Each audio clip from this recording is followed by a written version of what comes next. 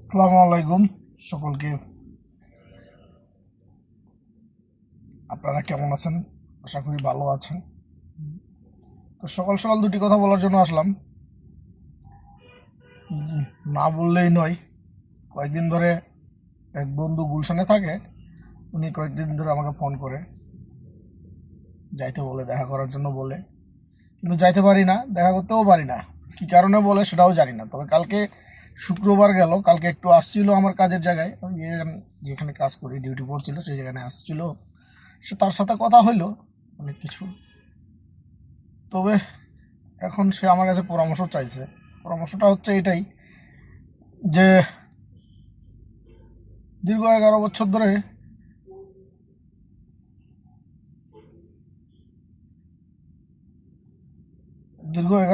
ধরে তার ফ্যামিলিতে সমস্যা। তো সেই জন্য আমি সকল বন্ধুদেরকে বলতে চাই, ছেলেদেরকে বিশেষ করে বলতে চাই, আপনারা বিবাহিত ছেলেদেরকে বলতে চাই যে আপনারা বিয়ের পরে কখনো কোনো দিন বউরে শ্বশুর বাড়িতে রাখে দিবেন না। 2 নম্বর কথা হলো, আপনার শ্বশুর হোক আর শাশুড়ি হোক, যে কেউ বলুক না কেন যে আমার বউ এখান থেকে লেখাপড়া করবে, এখান থেকে চাকরি করবে, এখান থেকে থাকবে, এই সেই বক্কর চক্কর দুনিয়ার কথা বলবে আপনাদেরকে। তবে আমি মনে করি তারা বললো আপনি রাখে দিয়ে আসলেন, সেটা কিন্তু আমি মানব না, সেটা কিন্তু ঠিক না। তো সেই আমার এক বন্ধু এই ঘটনায় ভুক্ত। তো সে কয়েকদিন ধরে তো আমার কাছে আসতেছে, মানে ফোনে কথা বলতে হচ্ছে।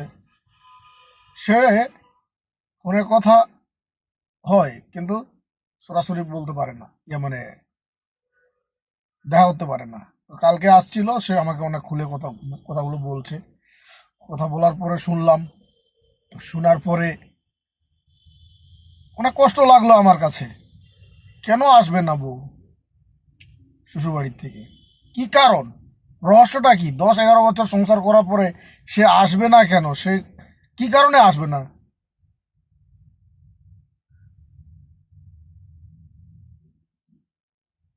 কোনো ঝগড়া নাই সংসারে বলে, কোনো কাজিয়া নাই, কোনো কিচ্ছু নাই,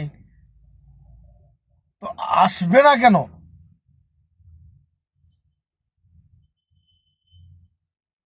তো আমার কাকিমার উদ্দেশ্য কিছু বলা দরকার আছে এই বিষয় নিয়ে। তো কাকিমাকে বলবো যে দয়া করে কাকিমা, আপনার মেয়েকে স্বামীর ঘরে পাঠান। যেহেতু আপনার কোনো ঝগড়া নাই, আপনার মেয়ের সংসারে কোনো কাজিয়া নাই, কোনো কিচ্ছু নাই, তাহলে আপনি কে রাখবেন কেন এত 11 বছর? রাখার কি যুক্তি? যুক্তিটা তো বলবেন আপনি কেন রাখবেন।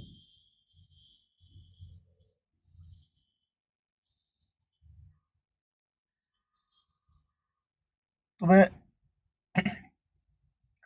এখানে সব দোষ হবে আপনার, কাকিমা। আপনারও ছেলে আছে, মেয়ে আছে,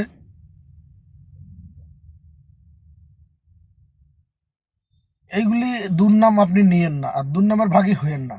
একটা মেয়ের কারণে আপনার অনেক দুর্নাম হবে, অনেক কথা মানুষের কাছে শুনতে হবে, সোশ্যাল মিডিয়াতে শুনতে হবে। যেহেতু সোশ্যাল মিডিয়াতে চলে আসবে এটা, আপনি না বললে আমি বলবো, আজ হোক কাল হোক সব খুলে বলবো। তার কাছ থেকে সব কথা শোনার পরে আমি বলবো আপনাকে, কেন পাঠাচ্ছেন না আপনি, কি কারণে, রহস্যটা কোথায়? আপনি যে উদ্দেশ্য, লেখাপড়া কিংবা চাকরি, যে কোনো উদ্দেশ্যে রাখছেন না কেন, আপনি পাঠান।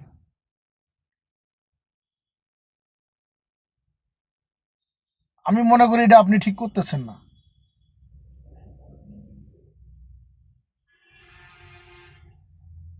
সংক্ষেপে কিছু কথা বললাম, কিন্তু খুলে বলতে দিয়েন না সম্পূর্ণ কথা। এমনকি তার কাছ থেকে সম্পূর্ণ কথা জানতে যদি পারি, খুলে যদি বলতে হয়, তাহলে তো বুঝতে তো পারতেছেন আপনার কি হাল হবে। মানুষের মুখে অপমান, মানুষ আপনাকে অপমান করবে যেখানে সেখানে রাস্তাঘাটে। কেন? অতএব দয়া করে আমি হাত জোড় করে বলতেছি, কাকিমা আপনি আপনার মেয়েকে স্বামীর ঘরে পাঠান। আপনি জামাইয়ের সাথে সুন্দরভাবে সংসার করতে দেন। আর সংসার করতে নাও যদি দেন সেটাও বলে দিবেন, কেন করতে দিবেন না, কি কারণে, সম্পূর্ণ বিস্তারিত খুলে বলে আপনি আপনার জামাইরে আপনি বিদায় দিতে পারেন সসম্মানে।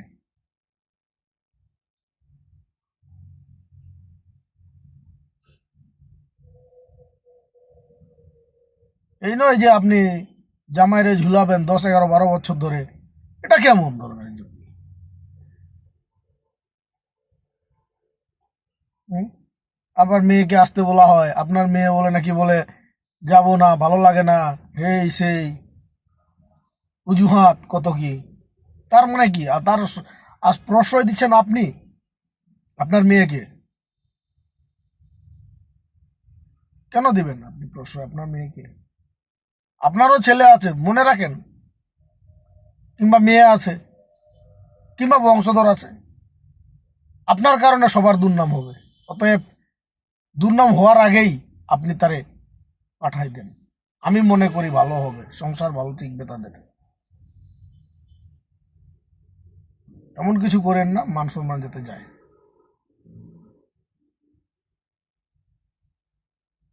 এই বলে আমার বক্তব্য শেষ করলাম। ধন্যবাদ। ভালো থাকেন, সুস্থ থাকেন। পরবর্তীকালে দেখি কি বলে আবার, তারপর আপনাদের মাঝে আমি আবার আসব। তবে এটি কঠিনভাবে শেয়ার চাই, লাইক চাই, কমেন্ট চাই। ফেসবুক কমেন্ট করবেন, কমেন্টে, ফোন না, কমেন্টে। যা বলার কমেন্টে বলবেন, ফোনে না। ফোনে যেন না শুনি, আপনারা ফোনে বলতে আসবেন, আর ফোনে আপনাদের আমি শুনবো না। কমেন্ট বক্স খোলা আছে, কমেন্টে জানাবেন। কমেন্ট করবেন, শেয়ার করবেন, লাইক করবেন, যা যা করার করে দিবেন। কমেন্ট বক্স খোলা আছে। ঠিক আছে, ধন্যবাদ সকলকে জানাই।